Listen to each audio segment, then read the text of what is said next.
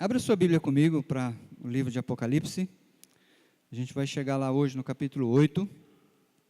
Estamos progredindo.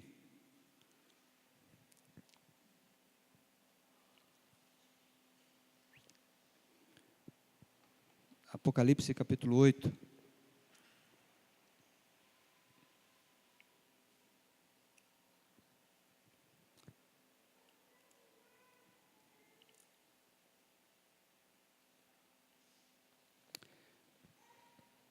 Chegaram aí comigo? Apocalipse, capítulo 8. O tema que eu dei para o meu estudo hoje, baseado nesse capítulo, eu iria pregar hoje o capítulo 8 e o capítulo 9, mas eu acredito que eu iria judiar de vocês. Mas todo o capítulo 8 e todo o capítulo 9 é um assunto só. Fala sobre as trombetas de Deus. E o tema que eu tenho dado é Deus vingador. Difícil de entender isso, né? Deus vingador. Nós geralmente ouvimos falar que Deus é amor, que Deus é misericórdia, que Deus é perdão, não é verdade? Dificilmente a gente ouve dizer que Deus é um Deus vingador, mas Ele é um Deus vingador. A Bíblia fala sobre isso, e capítulo 8 e 9 vão, de uma maneira assim mais clara, fornecer esse assunto para nós hoje à noite. Se o assunto está falando sobre trombetas, a gente precisa voltar um pouquinho os nossos olhos lá para o Velho Testamento. Deus, no Velho Testamento, mandou que Israel fizesse algumas trombetas para que elas pudessem servir a alguns propósitos. As trombetas eram feitas geralmente de chifres de carneiros ou também de prata. E principalmente lá no capítulo 10 de Números, você vai encontrar de uma maneira assim mais concisa alguns propósitos pelos quais existiam essas trombetas. Lá você vai encontrar Deus dizendo que um dos propósitos era para reunir a assembleia. Lembra que o pessoal ficava tudo esparramado como nós pela cidade. E quando Deus queria falar alguma coisa, as trombetas tocavam, o povo dizia: Deus está nos chamando. E as pessoas então se dirigiam para a porta do tabernáculo. Outro propósito era levantar acampamento e partir. Eles não podiam ir de acordo com a vontade deles. Eles só podiam levantar acampamento e partir quando Deus ordenasse. Então havia um toque específico que todo mundo dizia: olha, pode preparar as coisas, porque Deus está mandando a gente arrumar o acampamento e partir. Outro propósito era comunicar a vontade de Deus. Quando Deus queria falar com o povo através de Moisés, as trombetas eram tocadas, as pessoas chegavam e Deus falava, orientava o povo. Quando algum inimigo vinha atacar Israel, as trombetas também eram tocadas para que o povo, o exército se preparasse e saía para a batalha. E finalmente, um dos propósitos era proclamar as festividades. Quando o povo se reunia para celebrar os sábados, as luas novas, em Israel, eram tocadas as trombetas para que o povo soubesse o que estava acontecendo. As trombetas em Apocalipse, elas são tocadas para manifestar, para proclamar o juízo de Deus, a vingança de Deus contra este mundo. Então o nosso Deus é um Deus vingador. Não se iluda, não pense que Deus é um Deus bonachão, barrigudo, de cabelos brancos, tremendo, que vai passar a mão na cabeça de todo mundo, porque não é essa figura que a Bíblia nos apresenta de Deus. Ele é um Deus vingador. E as trombetas falam sobre isso. Principalmente porque no livro de Apocalipse, se você prestar bem atenção, um dos motivos pelos quais Deus é exaltado no livro de Apocalipse, você está aí comigo, volta algumas páginas do capítulo 4, o verso 11 principalmente, é o fato de que Deus é criador. Olha o que diz, esse cântico dos 24 anciãos que se prostraram diante dele, do nosso Deus que se assenta no trono e do Cordeiro, e em uma só voz, o que eles disseram? Vamos ler juntos comigo? Capítulo 4, verso 11, 1, 2 e? Tu, Senhor e Deus nosso, és digno de receber a glória, a honra e o poder, porque criaste todas as coisas, e por tua vontade elas existem e foram criadas. Então, um dos motivos que Apocalipse quer mostrar para nós a ira e a vingança de Deus é contra a incredulidade daqueles que dizem que tudo isso veio por uma explosão, fruto da evolução de milhões e milhões e milhões de anos. O nosso Deus é o Criador. Pela sua palavra, Ele falou e todas as coisas se fizeram. Agora, vamos fazer uma conexão bem interessante. Vocês se lembram das pragas no Egito? Se lembram delas? Tem um pregador, um alemão, Norbert Litt, ele pregou um sermão dizendo, o Deus da vida, sobre Êxodo, onde há as pragas, ele denominou, deu um título para o sermão dele, o Deus da vida contra os deuses da morte. E você precisa entender isso. As pragas no Egito foram uma batalha, uma guerra entre dois deuses, o Deus verdadeiro de Israel e o Deus falso dos egípcios, que era Faraó. E todas as suas divindades foram totalmente derrotadas pelo Deus verdadeiro. Então você pode, ao ler sua Bíblia, se lembrar das pragas. E você vai prestar atenção hoje que muito do que vai acontecer com as trombetas tem referência ao livro do Êxodo. Por isso, eu quero que você entenda que as pragas e as trombetas, elas são muito interessantes.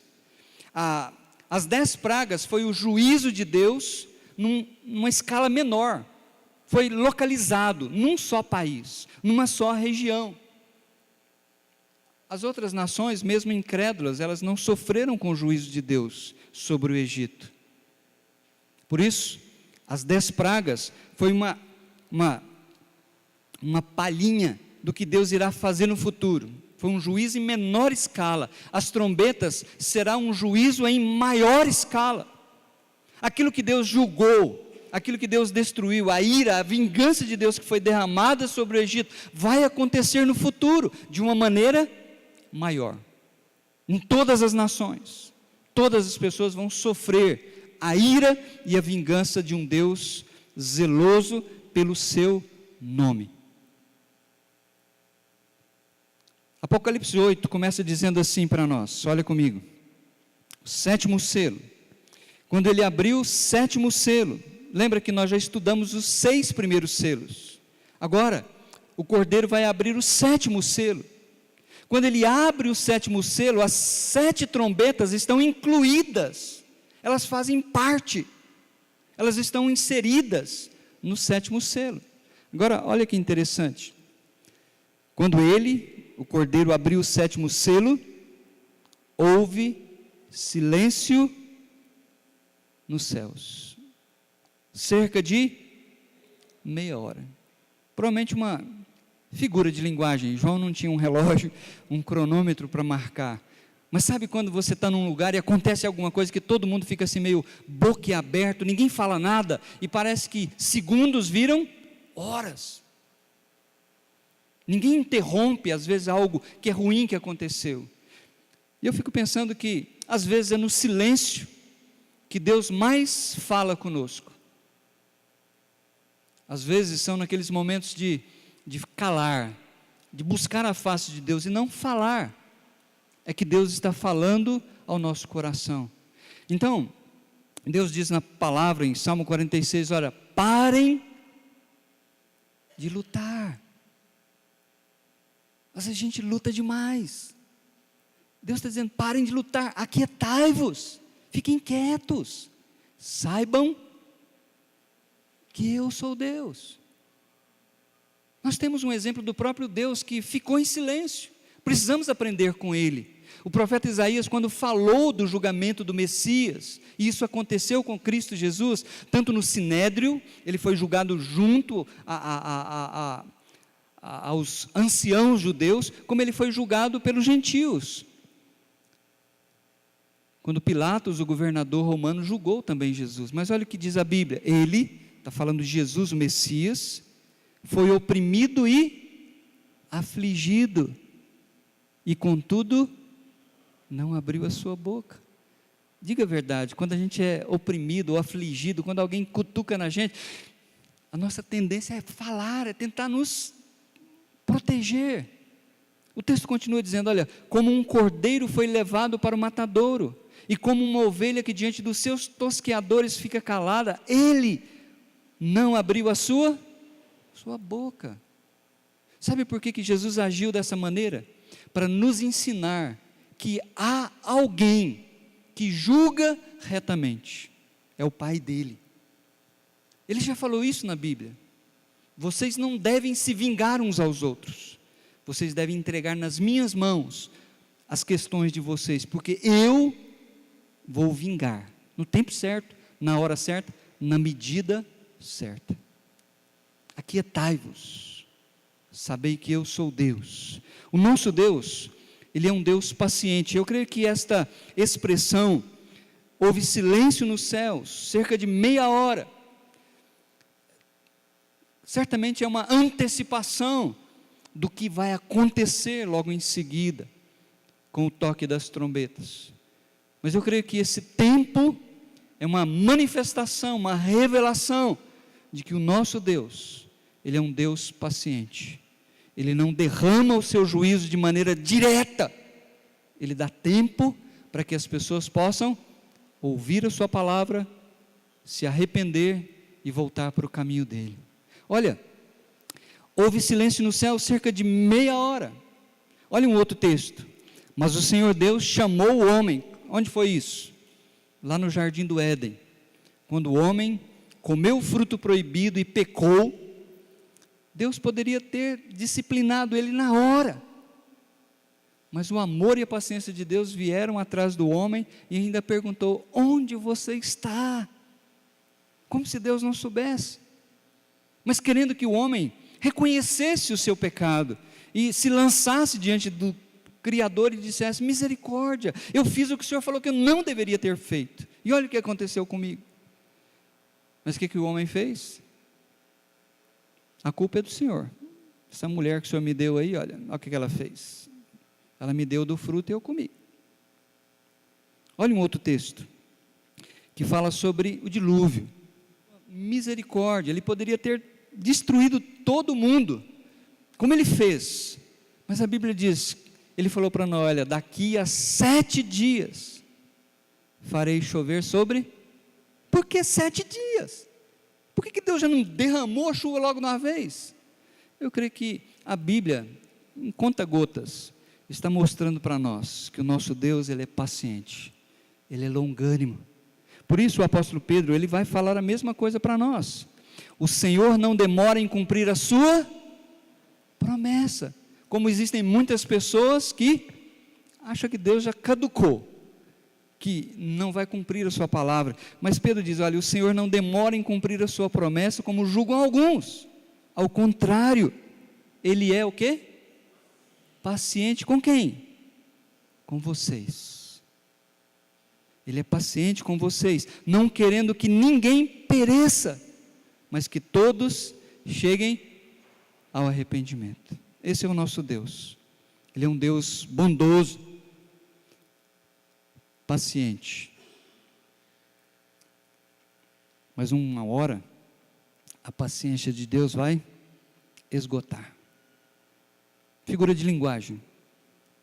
Vai chegar um momento em que Deus determinou que Ele não vai usar mais de misericórdia, mas Ele vai manifestar a sua ira e o seu julgamento, e Ele vai trazer sobre esse mundo. Olha o que diz o versículo 2, João dizendo: olha, vi os 7 anjos que se acham em pé diante de Deus, a eles foram dadas 7 trombetas.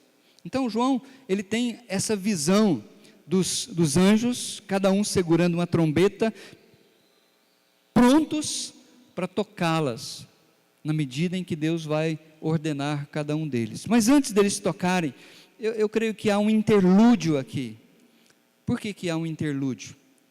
Versículo 3 diz assim: outro anjo, que trazia um incensário de ouro, aproximou-se e se colocou em pé junto ao altar.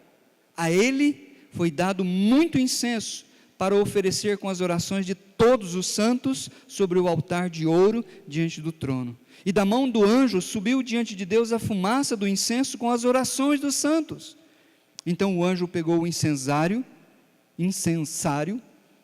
encheu-o com o fogo do altar e lançou sobre a terra, e houve trovões, vozes, relâmpagos e um terremoto. Sabe que eu creio que o que Deus está querendo falar para nós nesses pequenos versículos, nesses poucos versículos, é sobre oração. Como que vai a sua vida de oração? Mas eu estou dizendo o seguinte, olha, nós precisamos aprender a orar. Às vezes a gente ora pela nossa dor de barriga, nossa dor de cabeça, não estou dizendo que está errado, mas quantas vezes você tirou um tempo para orar sobre os planos de Deus para esse mundo? Você já parou para pensar nisso? Quantas vezes você se colocou na brecha, dizendo, Deus, que o teu reino seja estabelecido? Eu perguntando para vocês, quantos de vocês usam a oração do Pai Nosso para o seu tempo devocional? Eu não estou falando de rezar, sem compreender, mas eu estou falando de usar a oração do Pai Nosso como assuntos pelos quais você pode estar desenvolvendo a sua vida de oração. Você se aproxima de quem? Pai Nosso. Quando eu me dirijo a Ele, Pai Nosso, eu entendo que eu faço parte de uma família de irmãos e irmãs. O meu Pai está onde?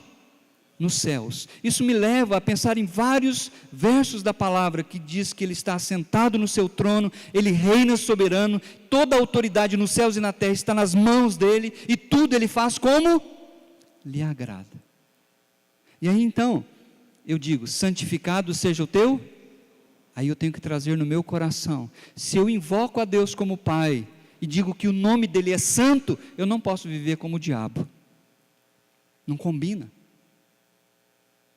Se eu invoco a Deus como Pai, eu tenho que andar como filho, amado, e buscar uma vida de santidade, de separação das coisas erradas, e aí então eu começo a orar pelo plano de Deus. Venha o teu, não o meu.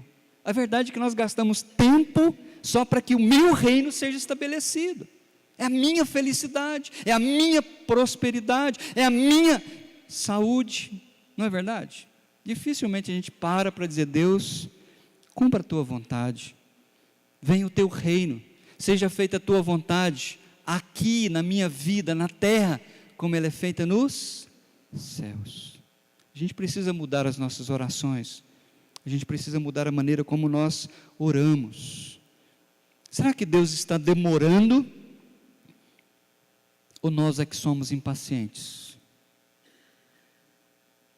Você já alguma vez usou essa expressão em oração? Até quando, Senhor? Até quando? Você já fez assim ou não?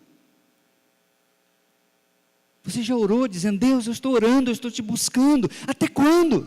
Mas olha, essa crise que aconteceu com o profeta Abacuque, ele não estava orando por prosperidade, ele estava vivendo numa nação que não se importava por Deus. Abacuque viveu numa época em que os líderes políticos só pensavam em si mesmos, não se importavam com a lei de Deus. Havia muita violência, muita imoralidade, muita idolatria. E o profeta começou a clamar, até quando, Senhor? Eu clamo, eu grito. E o Senhor parece que está com os ouvidos tampados. O Senhor não escuta.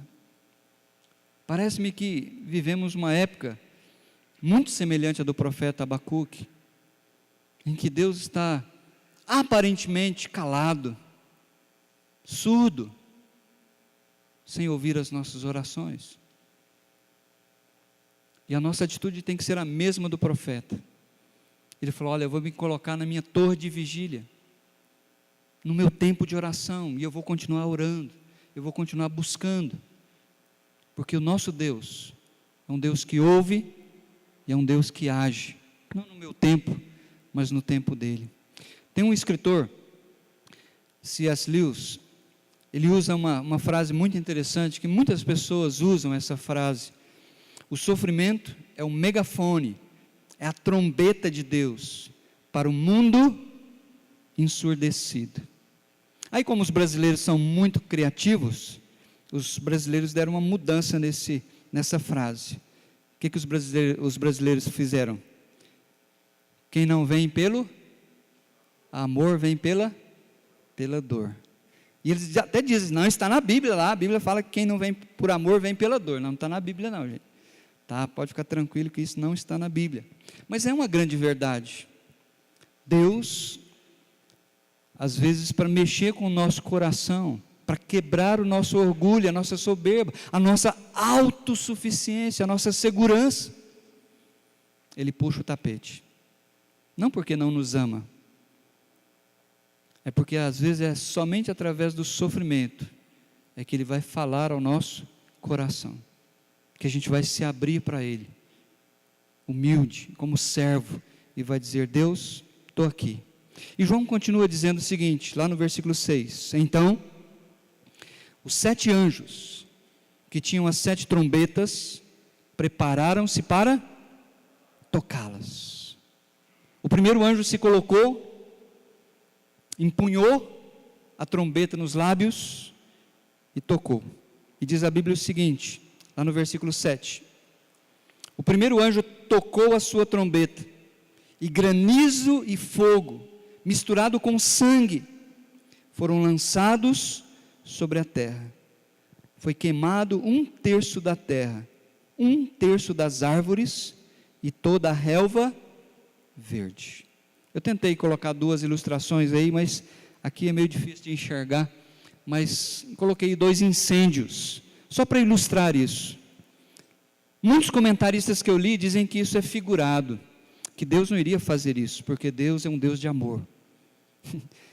Eu creio que Deus é um Deus de amor, mas Ele também é um Deus vingador. Isso faz parte do caráter dEle, e Ele vai fazer com que esse mundo entenda quem Ele é, assim como Ele fez lá no Egito, subjugando o faraó e todos os deuses falsos do Egito. Então, aqui é muito claro, granizo, fogo, misturado com sangue. Lembra da primeira praga? Moisés transformou as águas do Nilo em sangue, porque o Nilo era um deus, uma divindade para os egípcios. Eles consideravam que toda boa dádiva, que as bênçãos vinham do Nilo. O que está acontecendo aqui, nesse momento, é um embate com divindades. Há uma guerra. A grande tribulação vai ser uma guerra em que Deus vai desafiar os deuses falsos desse mundo. 1/3 da terra será queimada, 1/3 das árvores e toda a relva verde serão queimados. Eu não sei se você sabe que existe uma ecorreligião. Hoje, se você mata, na nossa lei, e muitos países têm essa lei, se você mata um ser humano, foge por alguns dias, depois se apresenta, você vai para a sua casa, você vai responder em liberdade. Mas dependendo do tipo de árvore, se você quebrar uma folha, você vai preso sem fiança. Nós vivemos no mundo de uma ecorreligião, em que as pessoas adoram a mãe natureza. Quem assistiu o filme Avatar, viu a filosofia por trás daquele filme. Greenpeace é um grupo ecologista, e eles fazem até coisas boas, mas sabe por que eles fazem isso? Porque eles adoram a natureza, como se fosse uma divindade. E eu quero parar aqui nesse minuto, e fazer uma aplicação para nós, por causa dessa primeira trombeta. A Bíblia diz que nosso Deus é o único digno de adoração. Entenda isso. Você não é digno de adoração? Hoje no meio evangélico é muito comum nós começarmos a idolatrar cantores, pastores. Cuidado. Deus, Ele não compartilha a glória dEle com ninguém. Ele é o único digno de adoração. Olha o que Ele diz através do profeta: eu sou o Senhor, esse é o meu nome, não darei a outro a minha glória, nem a imagens o meu louvor. Nós somos feitos à imagem dada a nós, nesse sentido. Olha o que diz o apóstolo Paulo: Por que Deus vai derramar sua ira contra esse mundo? Primeiro, porque os homens trocaram a glória do Deus imortal por imagens feitas segundo a semelhança do homem mortal, bem como de pássaros, quadrúpedes e répteis, idolatria. Segundo, porque eles trocaram a verdade de Deus, o Criador, que é bendito eternamente, pela mentira, evolução, milhões e milhões e milhões de anos, e adoraram e serviram a coisas e seres criados, em lugar do Criador, que é bendito para sempre. Amém. Isso vai acontecer. Esse mundo vai experimentar a ira de Deus e do Cordeiro. Segundo, versículo 8. O segundo anjo tocou a sua trombeta, e algo como semelhante a um grande monte em chamas foi lançado ao mar. 1/3 do mar transformou-se em sangue. Morreu 1/3 das criaturas do mar, e foi destruído 1/3 das embarcações. João, ele está tentando descrever aquilo que ele está vendo no mundo espiritual. Então ele descreve isso para nós. Olha,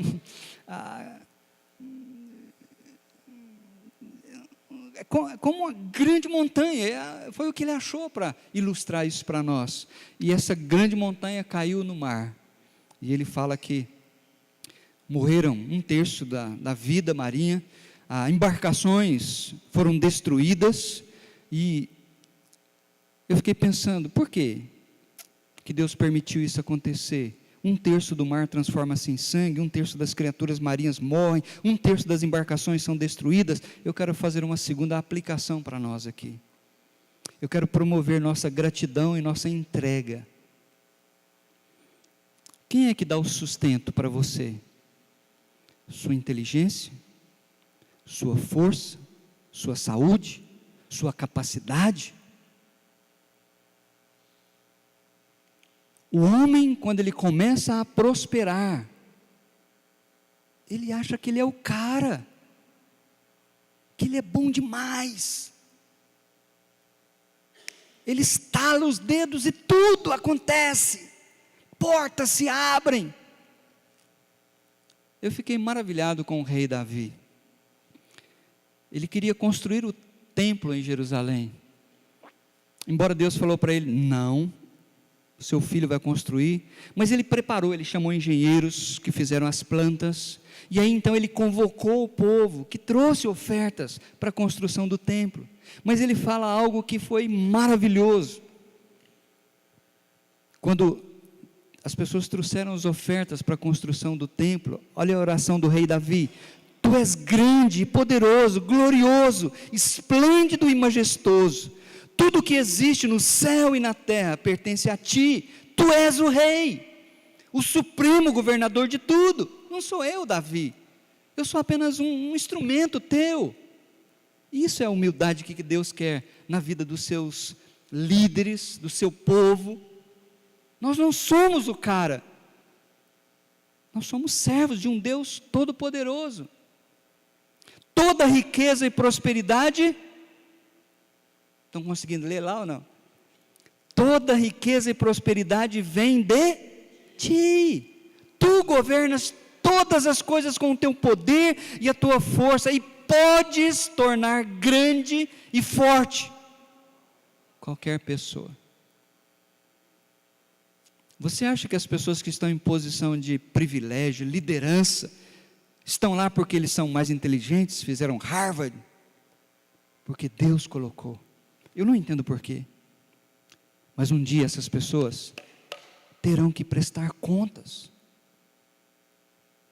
Agora, nosso Deus, nós te agradecemos e louvamos o teu nome glorioso.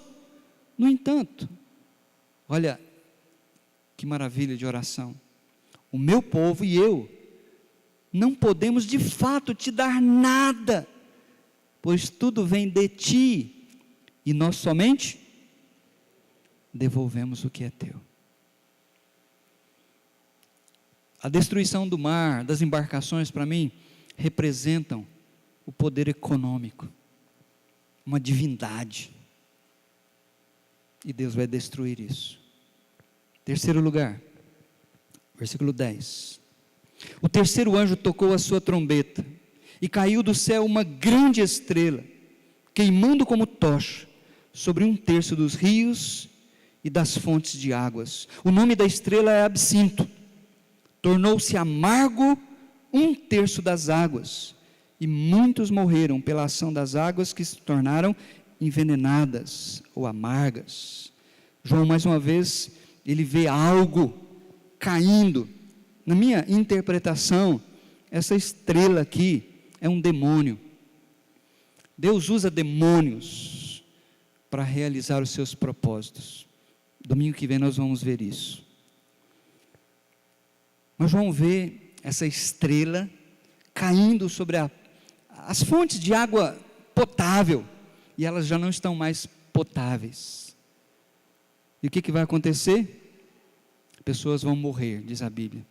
Eu não sei quantos de vocês lembram dessa cena que aconteceu na década de 70, em que uma quantidade enorme de pessoas seguiram um pastor nos Estados Unidos e acabaram sendo envenenadas pela água viva que o pastor ofereceu para eles. E eu fiquei pensando numa terceira aplicação para nós hoje à noite. Jesus, ele é a única fonte de águas vivas. Ele é o único que satisfaz. Ele é o único que pode oferecer vida e vida em abundância. Ele disse isso. O ladrão vem somente para roubar, matar e destruir. Quem é o ladrão? Não é Satanás. O contexto não nos deixa nem nos permite dizer que é Satanás. O ladrão é o falso pastor. É esse cara que fez com que milhares de pessoas bebessem da água da vida e foram mortas. E Jesus então se contrapõe com esses falsos pastores, dizendo que ele é o bom pastor. E ele diz: eu vim para que vocês tenham vida e a tenham em abundância. Ele diz: olha, quem crer em mim, conforme a Escritura, do seu interior fluirão rios de água viva. Quando Jesus estava conversando com aquela mulher samaritana, ele disse: quem beber desta água terá sede outra vez, mas quem beber da água que eu lhe der nunca mais terá sede. Pelo contrário, a água que eu lhe der se tornará nele uma fonte de água a jorrar para a vida eterna. Lembra do que Lutero escreveu no poema Castelo Forte? Se temos que perder os filhos, bens, cônjuge, se tudo se acabar e a morte enfim chegar, com ele reinaremos. Crente precisa aprender isso. Aqui não é o nosso lar. Venha o teu reino. Essa tem que ser a expectativa, essa tem que ser a visão do crente verdadeiro. Quarta trombeta, versículo 12. O quarto anjo tocou a sua trombeta e foi ferido 1/3 do sol, 1/3 da lua e 1/3 das estrelas, de forma que 1/3 da claridade da terra escureceu. 1/3 do dia ficou sem luz e também 1/3 da noite. Eu tentei representar com esta foto, bem escuro, trevas. Está vendo que muitas coisas que vão acontecer lá, com as trombetas, aconteceram lá no Egito? O Egito experimentou trevas que Moisés descreveu como se fosse possível apalpar as trevas, de tão escuro. Por que Deus vai fazer isso? Porque o ser humano tem rejeitado a única luz verdadeira. O ser humano, em vez de adorar o Criador, ele adora o sol, ele adora as estrelas, ele acha que são os astros que governam a vida. Por isso que você lê horóscopo. Tem gente que não sai de casa se não lê o horóscopo do dia. Isso é idolatria. E agora Deus então está destruindo esses falsos deuses. Porque O Senhor Jesus disse: eu sou a luz do mundo. Quem me segue não andará nas trevas, mas terá a luz da vida. Se as coisas já estão ruins, significa que elas podem piorar. Versículo 13 diz assim: enquanto eu olhava, ouvi uma águia que voava pelo meio do céu e dizia em alta voz: ai, ai, ai dos que habitam na terra, por causa do toque das trombetas que está prestes a ser dado pelos 3 outros anjos. Esses 3 ais, como eu falei para vocês, não são ai de dor, mas ele está dizendo que o julgamento das 3 últimas trombetas serão piores do que o que aconteceu até agora. Agora, por que ele vê uma águia? Na antiguidade, todos os imperadores, quando eles marchavam no seu cavalo alazão branco, eles geralmente carregavam uma águia. Era uma ilustração de poder e divindade. Vocês entendem por que João está vendo essa águia? Porque Deus está destruindo os falsos deuses. E Ele está dizendo que tudo isso que está acontecendo não é algo natural, é sobrenatural. É Ele que está enviando sobre essa terra. É Ele que está punindo, porque o nosso Deus é um Deus vingativo. Agora, a gente não pode entender Deus vingativo com a nossa vingança. Nós somos pecadores. A gente não sabe o que é isso. Mas eu penso também que finalmente esta águia está anunciando que vai haver uma intensificação do sofrimento sobre a terra. Como eu falei no meu primeiro sermão, o bicho vai pegar. Vamos terminar por aqui hoje. Vamos fazer algumas aplicações para nós. Em primeiro lugar, eu quero motivar você a ter um plano de Deus. Tire os olhos de você mesmo. Eu acho que nós voltamos os olhos para nós, muito para nós. A gente é muito egoísta. A gente quer as nossas coisas, os nossos sonhos, os nossos planos. Olha as músicas que se cantam hoje no meio gospel. O seu plano vai ser estabelecido, o seu sonho vai ser realizado, e Deus vai restituir, e Deus vai fazer.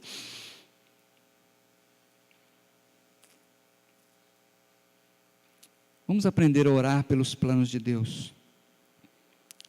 Procure ter uma vida de oração. Eu quero fazer uma conexão entre os judeus que estavam lá no Egito e os judeus do primeiro século, para quem foi escrito esse livro.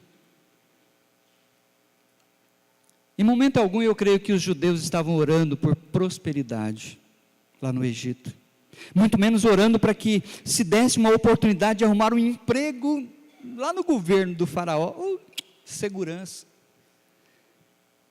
Eu creio que a oração dos judeus era: Deus, visita-nos, liberta-nos desse poder opressor, liberta-nos de Faraó e nos conduz para a terra prometida. Essa era a oração, era o sonho, era o desejo dos judeus.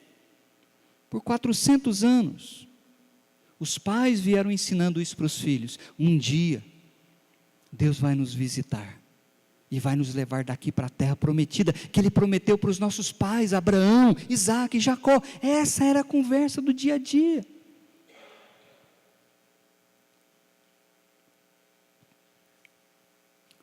Apocalipse para mim é uma mensagem dizendo para você que está sofrendo hoje à noite: calma. Calma. Tem alguém que está no trono. Tem alguém que está conduzindo a história. Ele já visitou esse mundo no passado. Ele vai visitar no futuro também. Calma. As rédeas da história estão nas mãos dele. As rédeas da sua vida e a sua vida estão nas mãos dele também. Ele quer o melhor para você. Agora, cabe a você se render. Pare de lutar. Calma. Aquietai-vos. sabei que eu sou Deus.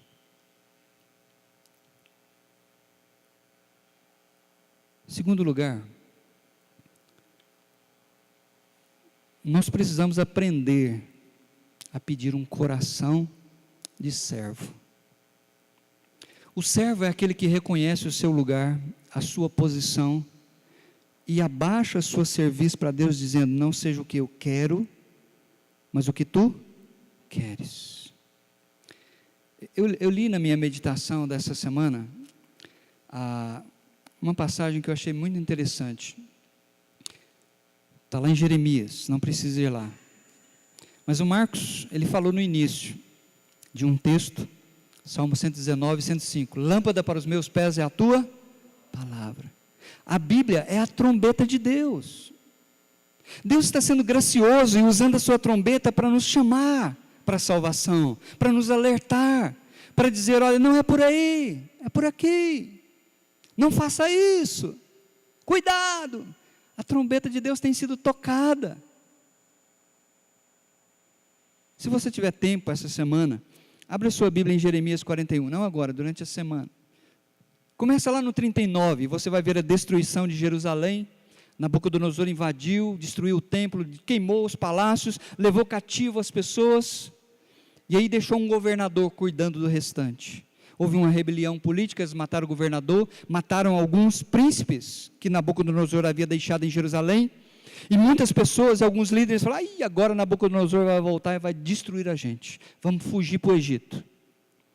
A caminho do Egito, eles procuraram o profeta Jeremias, e disseram para ele assim: olha, pergunta ao teu Deus, busca o teu Deus por nós, pede a ele orientação, nós devemos descer para o Egito ou devemos ficar aqui na terra?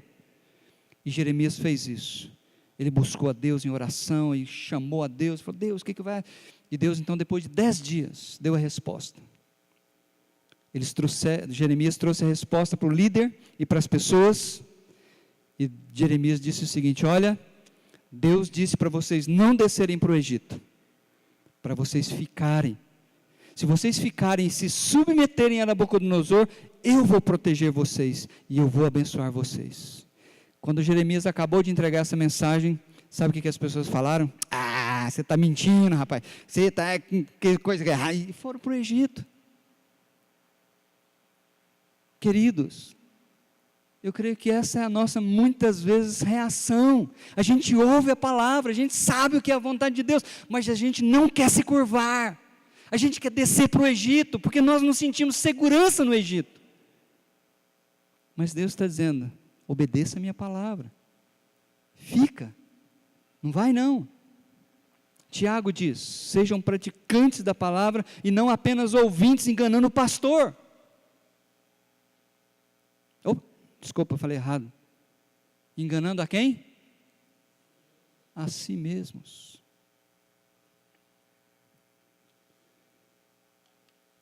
Põe a sua vida nas mãos do Senhor, diz a palavra de Deus. Confia nele e ele o ajudará. Ele não vai fazer aquilo que você quer, entenda isso. Ele tem um plano. E quando nós nos submetemos à vontade de Deus, é mais fácil a gente viver, compreender, aceitar e viver a vontade e o plano de Deus. Todas aquelas pessoas que não obedeceram Jeremias e foram para o Egito, tentando fugir de Nabucodonosor, sabe o que aconteceu? Nabucodonosor desceu, invadiu o Egito e destruiu o Egito e matou todos eles. Põe a sua confiança nas mãos do Senhor, confia nele e ele o ajudará. Amém? Eu não sei qual é a sua luta, eu não sei qual é a sua tristeza, eu não sei quais são os seus dissabores,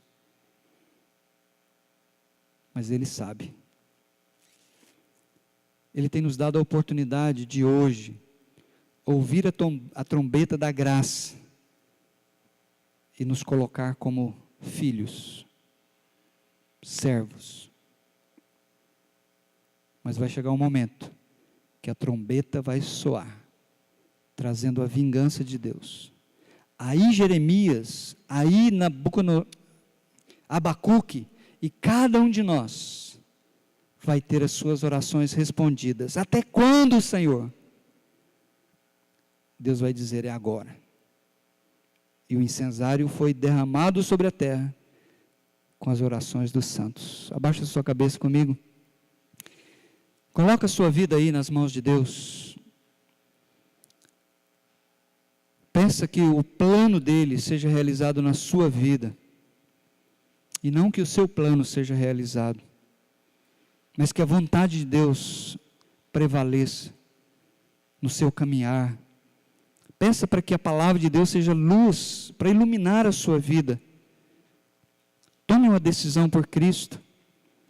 Siga-o de todo o seu coração. A Bíblia diz que quem confia em Deus não vai ser envergonhado. Nosso bondoso Deus, obrigado por esse tempo com meus irmãos, em que nós pudemos olhar para a Tua palavra, estudar. É bom saber o que vai acontecer no futuro, porque isso nos traz tranquilidade, no sentido de saber que o Senhor é quem tem o domínio de todas essas coisas. Não é profecia de Nostradamus, não são os maias, mas é a Tua palavra. Por isso nos dá tranquilidade no coração, quando nós ouvirmos essas profetadas, seja na televisão, no rádio, ou de pregadores. Ajuda os meus irmãos, ajuda a mim, voltar os olhos para a Tua palavra, dizer, é assim que vai acontecer, porque é assim que Deus revelou. Abençoa o Teu povo hoje à noite, que ao voltar para casa, nós possamos voltar com uma disposição diferente, não porque as coisas mudaram, mas porque o nosso coração mudou em relação às coisas. Essa é a minha oração, para a minha vida e para a vida desse povo, que nós saibamos e continuamente possamos dizer quão grande é o meu Deus, em nome de Jesus. Amém?